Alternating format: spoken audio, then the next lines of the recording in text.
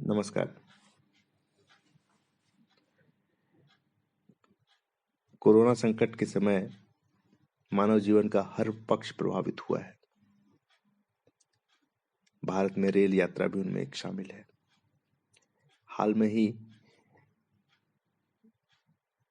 Corona काल के बाद करीब 8 महीने के अंतराल के बाद रेल में यात्रा करने का अवसर मिला, तो मैंने पाया कि रेल यात्रा का अनुभव काफी हद तक बदल गया है। मेरे उन्हें निजी अनुभवों को समेटती हुई एक कविता है जिसका शीर्षक है बागीचा अब बस एक सूखता ठूंठ तना है। पहले जितने ही हैं लोग गिन के 72, पहले जितने ही हैं लोग गिन के 72, लेकिन लगता है जैसे युगों का हो अंतर। सब एक दूसरे से खिंचे खिंचे से हैं, मानो किसी बात पर रूठे रूठे से हैं। न इंतजार है प्लास्टिक ट्रे वाली चाय का, न मिलेगा जायका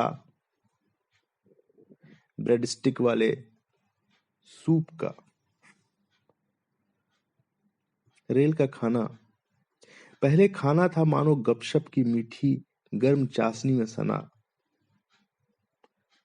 अब मानो है सन्नाटे वाली चुप सी बर्फ का बना। पहले खाना था मानो गपशप की मीठी गर्म चाशनी में सना, अब मानो है सन्नाटे वाली चुप सी बर्फ का बना। जो रेल डब्बा होता था एक बागीचा, अब बस एक सूखता ठूंठ तना है। पहले जितने ही लोग गिन के 72, पर लोगों के दरमियान दूरियां कई गुना है। नजर नहीं आते अब सहेज कर रखे गए लिहाफ, नजर नहीं आते अब सहेज कर रखे गए लिहाफ, और वो सलेटी लिफाफे में झक सफेद चादर का जोड़ा। नजर नहीं आते अब सहेज कर रखे गए लिहाफ, और वो सलेटी लिफाफे में झक सफेद चादर का जोड़ा। नौमयस्सर है वह खुरदरा छोटा सा तौलिया, जिसको देखकर शायद एक बार हर किसी का दिल मचल ही जाता था कि साथ ले चले अपने घर, लालच से नहीं बट शायद प्यार से, शायद कुछ यादगार अपने साथ रखने की चाह से। लेकिन अब न कोई देता दुआएं चादर समेटने वक्त, न चाय नाश्ते की बख्शीश मांगता दिखता कोई जना है। जो रेल डब्बा होता था एक बागीचा, अब बस एक सूखता ठूंठ तना है। पूछा जब उससे कि हुआ क्या है तुझे, कहा उसने मैं तो हूं वैसा ही तुम ही कहते हो कि कोरोना है।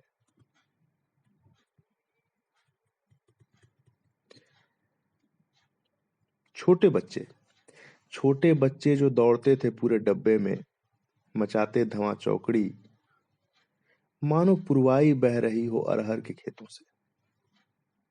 छोटे बच्चे जो दौड़ते थे पूरे डब्बे में, मचाते धमा चौकड़ी, मानो पुरवाई बह रही हो अरहर के खेतों से, आज बंधे हैं अपनी अपनी सीटों से।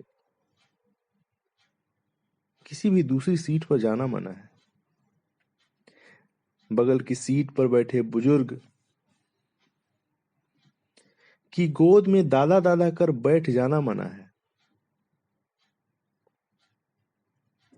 चहचहाते पंछी अब न बैठते डालियों पर, सारे बैठे ऐसे सहम कर, जैसे कबूतरों ने किसी अदृश्य चील के पंखों को फड़फड़ाते सुना है। चहचहाते पंछी अब न बैठते डालियों पर, सारे बैठे ऐसे सहम, जैसे कबूतरों ने किसी अदृश्य चील के पंखों को फड़फड़ाते सुना है।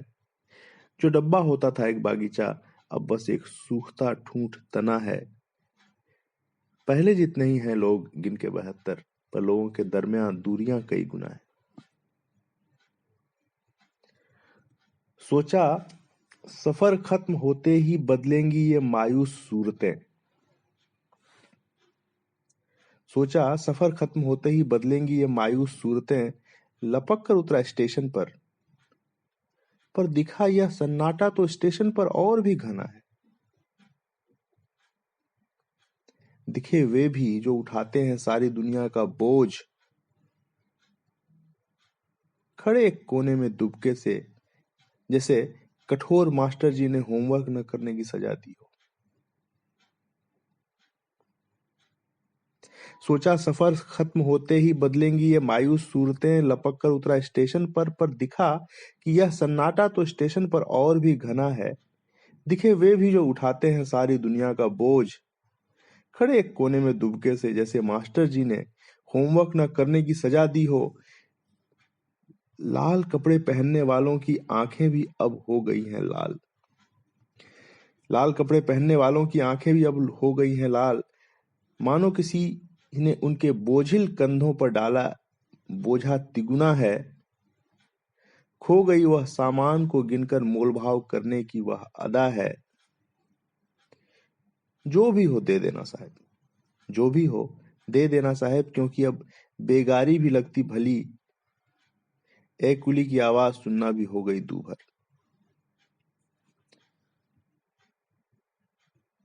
स्टेशन आज है सुनसान गली, बेगारी भी अब लगती भली, क्योंकि स्टेशन आज है एक सुनसान गली।